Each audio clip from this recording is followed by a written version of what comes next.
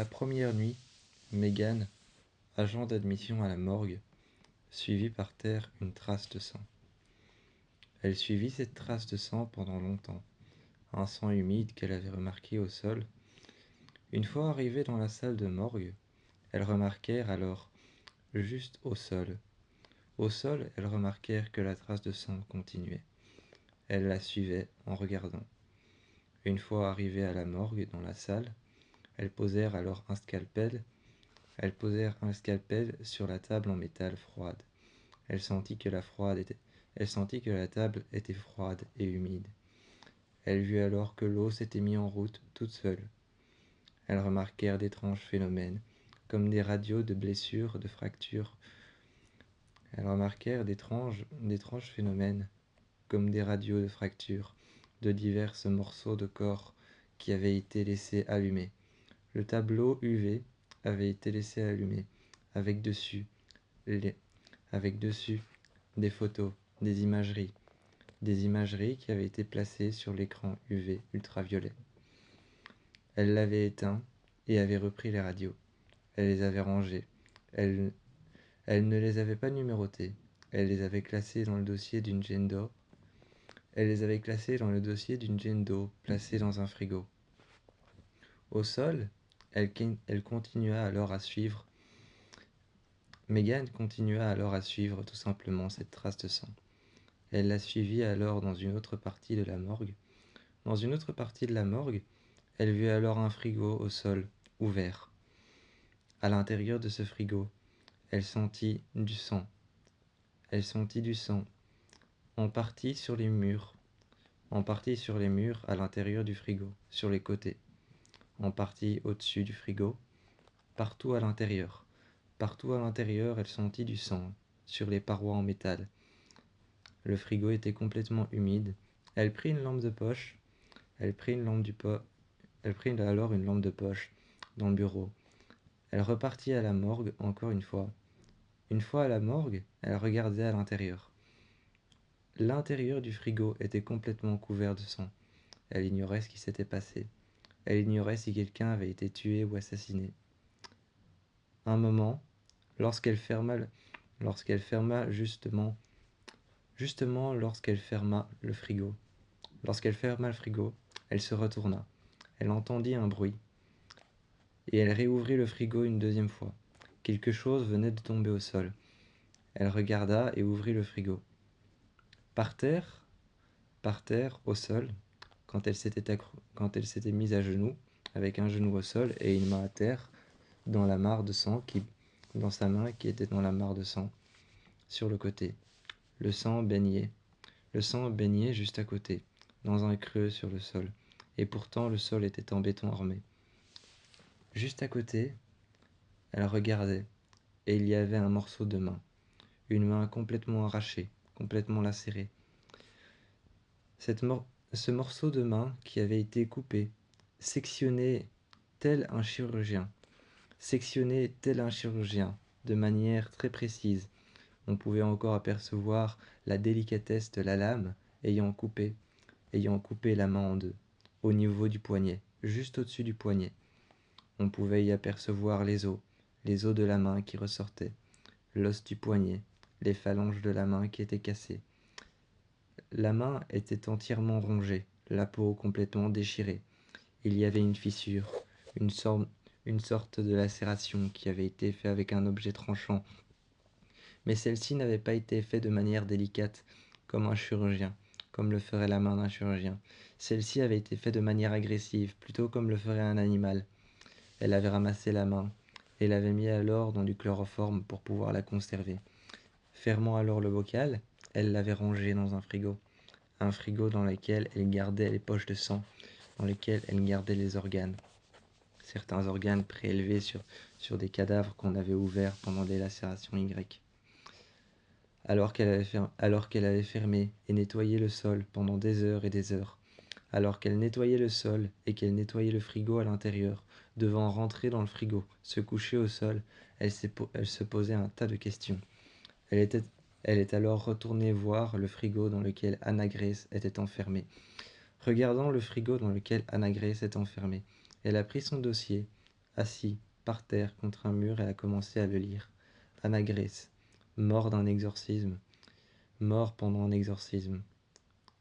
Elle était en train de lire son dossier. Mort pendant un exorcisme, couleur des yeux, brun. Alors qu'elle était partie voir, elle avait ouvert. Elle a ouvert alors le linceul. Elle a ouvert le sac mortuaire et à l'intérieur, Anna Grace. Son visage était en train de sourire. Son visage était en train de sourire, un sourire menaçant, un sourire forcé. Comme si, un sourire forcé, comme si même si Anna Grace était une humaine, comme si la force démoniaque qui se cachait à l'intérieur d'elle, comme si la force démoniaque qui se cachait à l'intérieur d'elle essayait d'imiter le plus possible un humain. En imitant le plus possible le sourire d'un humain, ce sourire forcé et figé faisait peur et froid dans le dos à Megan. Megan retournait alors tout de suite. Elle retournait tout de suite à l'intérieur du bureau. Courant à l'intérieur du bureau, elle ferma la porte derrière elle. Et juste contre la porte au moment où elle ferma la porte, à ce moment précis, Anna Grace apparut. Elle apparut en marchant dans le couloir, debout sur ses jambes. Tout le côté de son visage, tout le côté de son visage était brûlé, ainsi que le côté de son corps entièrement jusqu'à sa jambe gauche. Elle était, elle était debout devant elle, en train de la suivre, essayant d'attraper son épaule. Quand elle a fermé la porte, Anna Grace ne put échapper simplement à la séparation entre la porte et entre Megan à l'intérieur du bureau. Elle posa ses mains alors sur la vitre et observa Megan pendant de longues heures avec ses mains couvertes de sang. Megan était apeurée, elle ne pouvait respirer. Elle voulait se tourner vers l'alcool, elle voulait se tourner vers l'alcool, vers les médicaments, vers tout ce qui pouvait l'aider. Anxieuse, à terre, elle écoutait, lentement, les pas de Anna Grace, et son squelette, ses os qui craquaient dans tous les sens. Elle l'entendait partir, repartir comme un animal, repartir se terrer dans le trou dans lequel elle se cachait à chaque fois qu'il tuait quelqu'un. Son frigo, le frigo de la morgue dans lequel elle se cachait. Alors que les mains attrapaient soigneusement la porte du frigo, la refermant derrière elle, Megan entendit alors les lumières automatiques s'allumer. Le corps était reparti se cacher, était reparti s'enfermer à l'intérieur. Megan était sortie, voyant des traces de pas noirs sur le sol et des traces de sang sur les murs. Elle alluma les lumières, faisant des signes et de grands gestes. En marchant dans la pièce, elle vit alors sur le côté des traces de mains ensanglantées sur les murs et sur les parois, sur les interrupteurs pour allumer les lampes. Alors que Anna Grace avait marché dans ce couloir pour rejoindre son frigo, les portes s'étaient fermées. Les portes des frigos s'étaient fermées, toutes celles qui étaient ouvertes. Alors qu'elle avait marché dans le couloir pour rejoindre son frigo et la porte de son frigo qui était fermée, elle l'avait ouvert elle l'avait ouvert avec ses mains. Elle était rentrée à l'intérieur. Mais ayant traversé le couloir, Megan, perdue au milieu du couloir, se posait une question. Pourquoi quand Anna Grace a traversé le couloir, les lumières automatiques ne se sont pas allumées, censées s'allumer à la présence d'un corps ou de quelqu'un? Pourquoi est-ce qu'elles ne se sont pas allumées? Les lumières se mettaient à clignoter dans tous les sens. Un bruit aigu et strident sortait de partout. Ce bruit aigu et strident, comme si à chaque instant les murs pouvaient se détruire, pouvaient s'écrouler. Au moins 3 dans l'hôpital, comme si les murs pouvaient s'écrouler et les fenêtres pouvaient se briser. Elle regardait partout autour d'elle, paniquée. Elle avait l'impression que les murs tremblaient. Elle vit alors Anna Grace, suspendue au plafond, accrochée de ses quatre membres, ses mains contre le mur, ses pieds contre le mur, ses bras, ses jambes, appuyés contre le mur dans un coin. Elle sauta au sol et rejoigna Megan tout de suite. Elle rejoigna Megan et s'accrocha à elle, très fort, la regardant d'un seul œil, un œil bleu, un œil bleu pétillant, bleu brûlant, et elle la regarda, encore et encore. Elle la tena très très fort contre le côté de son corps qui était brûlé vif. Quand elle retourna alors dans son frigo, tous les frigos étaient ouverts. Tous les frigos étaient ouverts. Quand elle retourna dans son frigo, elle enferna Megan à l'intérieur de la morgue et à l'intérieur de son frigo, Megan se releva devant tous les frigos qui étaient fermés, et elle entendit quelque chose bouger, comme un animal qui bougeait à l'intérieur, mais elle savait que c'était Anna Grace qui était en train de bouger à l'intérieur de tous les frigos. Elle passait du frigo numéro 1 au frigo numéro 3, au frigo numéro 4. Ensuite, toutes les portes se sont ouvertes les unes après les autres. Elle voyait une ombre sournoise apparaître devant elle, apparaître et disparaître. Elle voyait deux yeux lumineux, un bleu et un lumineux blanc qu'elle ne pouvait apercevoir parce que le deuxième œil était brun. Elle ne pouvait l'apercevoir dans l'obscurité et ne voyait qu'une lumière blanche et un œil bleu qui se déplaçait sur le côté. Une ombre, une ombre qui prenait la forme d'un humain qui rampait à quatre pattes. Tous les coffres étaient ouverts, tous les dossiers étaient par terre.